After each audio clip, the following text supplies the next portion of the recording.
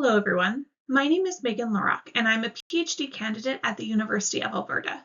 I'm excited to talk with you today about my first thesis chapter exploring how chickadees assess when food will return at a feeder. Let's imagine a backyard bird feeder. One day there could be lots of food, and the next it could be gone. Thus, birds must gather information about when food will be available or not, and when the food will return.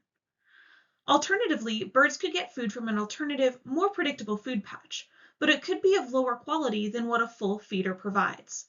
So, if a bird encounters an unprofitable feeder, it then must decide what it should do. If it revisits the feeder, this is known as sampling, as it is attempting to update its information about the feeder's profitability. However, if the feeder is still empty, this bird experiences sampling costs.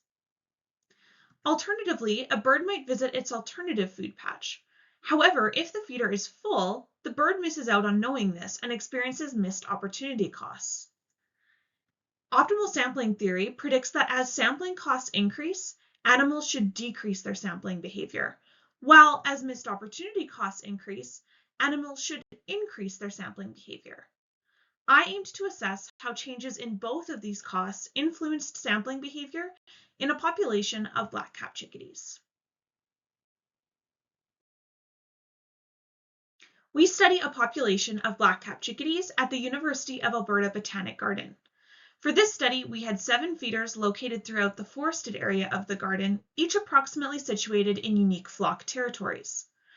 We simultaneously alternated feeders through 6 days of being filled with black oil sunflower seeds and 6 days of being empty.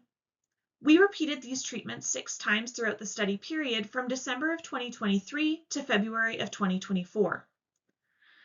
Each feeder is equipped with a radio frequency identification antenna, and in the fall we band chickadees with leg bands which contain passive integrated transponder tags. This means that when a pit-tagged chickadee lands at a feeder, we get to know who visited, which feeder, and when they did so. We measured sampling frequency as the number of visits a chickadee made to an empty feeder. We first looked at factors predicted to influence sampling costs. If the longer a feeder remains empty, the more likely it is to continue to remain empty, then we predicted that as the days since the feeder was emptied increase, chickadees would sample less since no new information is gained from continuing to visit an empty feeder. We also predicted that visiting feeders farther away from a chickadee's core feeding area would increase sampling costs, and thus chickadees would sample less at feeders further away. We found that both of these factors influence sampling frequency in the way predicted by optimal sampling theory. Then we assessed factors that might influence missed opportunity costs.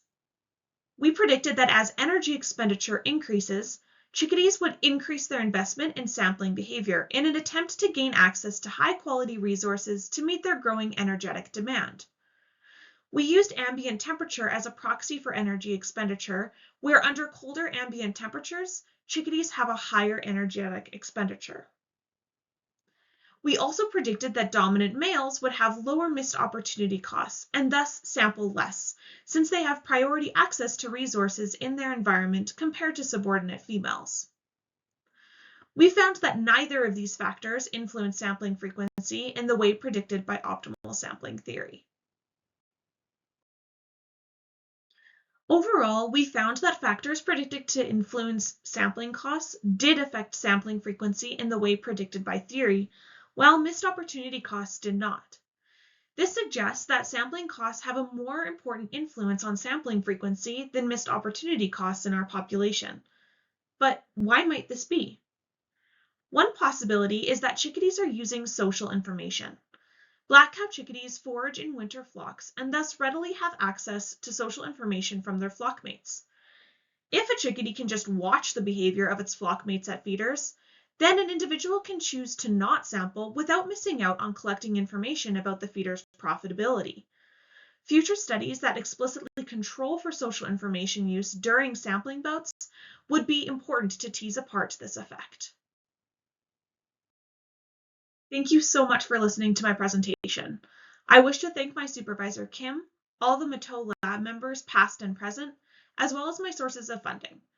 I would be happy to take any questions via my email below or in the Discord. Thanks.